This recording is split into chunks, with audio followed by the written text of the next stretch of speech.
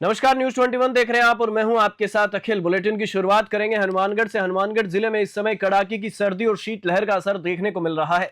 गुरुवार को सुबह जिले भर में घना कोहरा और सर्द हवाओं के कारण सर्दी का सितम जारी रहा। मौसम विभाग के अनुसार जिले में अधिकतम तापमान 14 डिग्री सेल्सियस से भी नीचे रिकॉर्ड किया गया, जिससे ठंड और भी तेज हो गई। कोहरे और शीतलहर के प्रभाव से दिन में भी रात जैसी सर्दी महसूस हो रही है। मौसम विशेषज्ञों के अनुसार प्रदेश के अन्य शहरों में भी शीतलहर का हल्का प्रभाव बना रहेगा, लेकिन घना कोहरा और सर्द हवाओं के कारण ठंड बढ़ने की संभावना है। हनुमानगढ़ से विनोद चौधरी की रिपोर्ट। खबर सिरोही जिले के अनादरा थाना क्षेत्र के सिरोड़ी गांव से है, जहां पर सड़क सुरक्षा पखवाड़ा जन जागरूकता कार्यक्रम के अंतर्गत वाहनों की चालकों को जानकारी देते हुए जागरूक किया गया।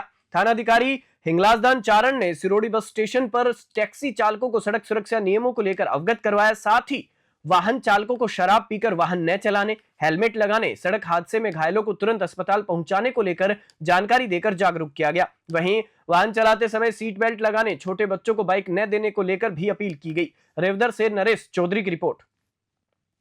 खेड़ली थाना पुलिस ने एटीएम कार्ड बदलकर बुजुर्ग और अनपढ़ लोगों से धोखाधड़ी करने और उनका टटलू काटने आए मेवात क्षेत्र के 2 जनों को गिरफ्तार किया है। खेड़ली थाना प्रभारी महावीर प्रसाद ने क्या कुछ कहा, क्या कुछ जानकारी दी, देखिए खेड़ली से अखिलेश शर्मा की रिपोर्ट में।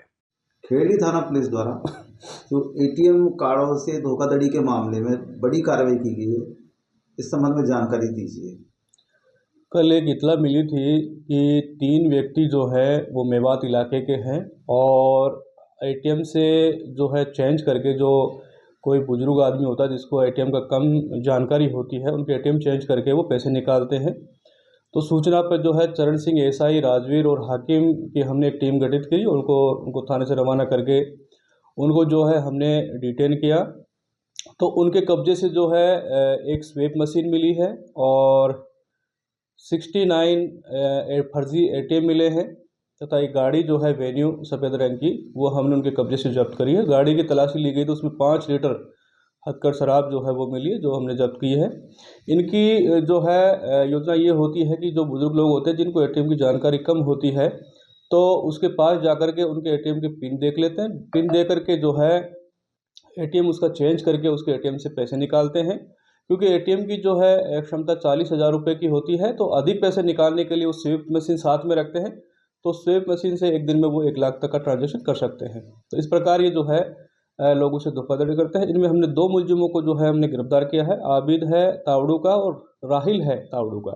इनमें जो है एक मुलजिम जो है मौके का फ़ायदा उठाकर फरार हो गया, जिसकी भी तलाश जारी है। अब तक ये पूछताछ में जो सामने आया है, कितने लोगों का अब तक ये एक तरह से टटलू काट चुके हैं? मतलब इनको ही खुद को भी ज्ञान नहीं है कि इन्होंने कितनों का काटा है। इनका जो है एरिया जयपुर है, गुड़गांव, दिल्ली और यूपी में भी काफ़ी स्थानों पर जो है इन्होंने कहा है कि हमने वारदातें की हैं। तो इस संबंध में हम अनुसंधान कर रहे हैं कि कहाँ कहाँ से इन्होंने जो है अपराध किया है, तो उनको भी हम जानकारी देंगे। डीडवाना जिला मुख्यालय पर परिवहन विभाग के द्वारा 1 जनवरी से 31 जनवरी तक सड़क सुरक्षा माह का आयोजन किया गया है। इसके तहत बाइक चालकों को हेलमेट का वितरण किया गया, साथ ही एक बाइक रैली भी निकाली गई। जिला कलेक्टर पुखराज सेन, एसपी हनुमान प्रसाद मीणा सहित अन्य पुलिस के अधिकारियों की मौजूदगी में बाइक रैली को हरी झंडी दिखाकर रवाना किया गया। यह बाइक रैली डीटीओ ऑफिस में आकर संपन्न हुई है, जहां पर सभी बाइक चालकों को, वाहन चालकों को सड़क सुरक्षा से जुड़े हुए नियमों की पालना को लेकर शपथ दिलाई गई।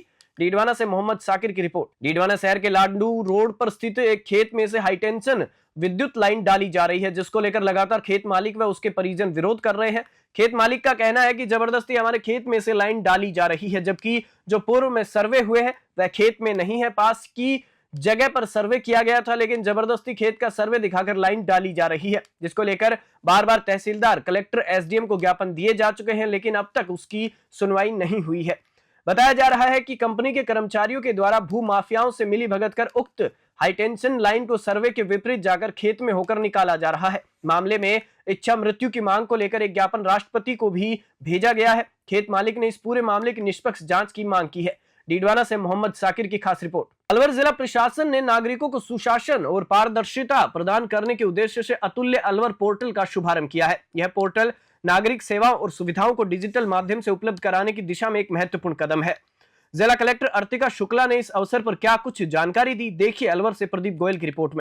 आज अतुल्य अलवर पोर्टल का एक उद्घाटन हमने किया है, जिसके तहत एक ही अम्ब्रेला पोर्टल के नीचे सारी जो जिले की नवाचार है उनको जोड़ा गया है। जैसे क्लीन अलवर जिस पे हम 3 महीने से काम कर रहे हैं और सब नागरिक जुड़े हैं उसको जोड़ा है। अलवर टूरिज्म की एक वेबसाइट को उसमें जोड़ा गया है। मेरी रिक्वेस्ट रहेगी ज्यादा से ज्यादा नागरिक इस पे जाएं और अलवर टूरिज्म की हमारी वेबसाइट को देखें। इसके साथ ही एक बड़ा काम जो आज हमने शुरुआत की है वो है ऑटो टिपर्स, जिसके माध्यम से घरों से कचरे का संग्रहण किया जाता है, उसकी लाइव ट्रैकिंग ये आज से शुरू कर दी गई है। atulyaalwar.in पे जाते ही लाइव ट्रैकिंग पे क्लिक करके सभी नागरिक अपने वार्ड सेलेक्ट करके अपने वार्ड में आने वाली गाड़ी की स्थिति देख सकते हैं और इससे रिलेटेड कोई भी कंप्लेन या शिकायत या फीडबैक हो तो वो हमारे क्लीन अलवर पोर्टल पे दिया जा सकता है। इससे हमारा ये प्रयास है कि जो गाड़ी नहीं आना, कचरा बाहर फेंकना, कोई जानकारी नहीं होना कि आपके यहाँ गाड़ी कब आएगी, ये सब एक ट्रांसपेरेंट माध्यम से आप तक पहुंचाया जा सकता है। डीडवाना जिले के खुनखुना थाना क्षेत्र के आकोदा ग्राम में एक 14 वर्षीय बालिका मनीषा पुत्री जगदीश की मौत हो जाने का मामला सामने आया है। जानकारी के अनुसार रात्रि में बालिका की तबीयत खराब हो गई, जिसे ग्राम में चिकित्सक को दिखाया। चिकित्सक ने दवाई दी, दवाई लेने के बाद बालिका सही हो गई। फिर सुबह अचानक फिर से बालिका की तबीयत खराब हो गई। तबीयत खराब होने पर डीडवाना के राजकीय बागड़ जिला अस्पताल लाया गया, जहां डॉक्टरों ने बालिका को मृत घोषित कर दिया। घटना की जानकारी मिलते ही खुनखुना थाना पुलिस भी मौके पर पहुंची व शव का पोस्टमार्टम कराकर परिजनों को सुपुर्द कर दिया। डीडवाना से मोहम्मद साकिर की रिपोर्ट। फलोदी नागौर राजमार्ग पर बुधवार को एक एसयूवी कार को पीछे से आ रही कार ने टक्कर मार दी। हादसे में एक बुजुर्ग महिला घायल हो गई। भारत पंप चैनपुरा के पास हुए इस सड़क हादसे में बुजुर्ग महिला सहित उनके पुत्र को चोट लगी। चालक पप्पू लाल ने बताया कि वह अपनी कार से बुजुर्ग महिला आशा देवी व उनके पुत्र रूपाराम को पेंशन दिलवाने के लिए फलोदी ले जा रहा था। मौके पर हल्का पुलिस पहुंची और घटना की जानकारी ली। घटनास्थल पर मौजूद समाज सेवी कैलाश पूनिया ने बताया कि हादसे में कोई भी जनहानि नहीं हुई है। फलोदी से अशोक पूनिया की रिपोर्ट। मेड़ता सिटी में मीरा बाल मंदिर परिसर में आयोजित राष्ट्र सेविका समिति के शीतकालीन प्रारंभिक वर्ग के दूसरे चरण का सफल आयोजन हो रहा है। इस शिविर में महिलाओं और बालिकाओं को आत्मरक्षा के साथ साथ अनुशासन और विभिन्न कौशलों का प्रशिक्षण दिया जा रहा है। विभाग की कार्यवाहिका मीना श्रीमाली और वर्गाधिकारी प्रियंका बेहरा ने इस मौके पर क्या कुछ कहा, देखिए मेड़ता सिटी से सुशील दिवाकर की रिपोर्ट में। सेविका समिति आरएसएस का एक महिलाओं का बहुत बड़ा संगठन है, जिसका काम अपने भारत में ही नहीं बाहर विदेशों में भी यानी 30 देशों में अपना ये काम चलता है।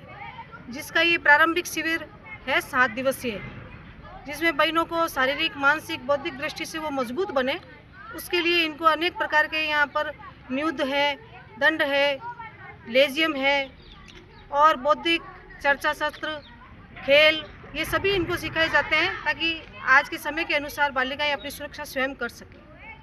कि बालिकाएं हैं जो आगे चल कर के हमारा भविष्य है और ये लोग यहाँ पे जो सीख रहे हैं, जैसे मानसिक तौर पर, शारीरिक तौर पर ये बहुत ज़्यादा मजबूत हो रहे हैं। जो बौद्धिक इनके स्तर चलते हैं, चर्चाएं होती है, फिर जो शारीरिक के लिए इनके लिए आत्मरक्षा के लिए बहुत सारे इनको सिखाए जा रहे हैं, खेल इनको सिखाए जा रहे हैं, योग होता है इनके शारीरिक विकास के लिए, तो ये बहुत ज़रूरी है। और ये बालिकाएं आगे चल कर के बहुत आगे बढ़ेंगी और भारत देश को भी बहुत आगे बढ़ाएंगी।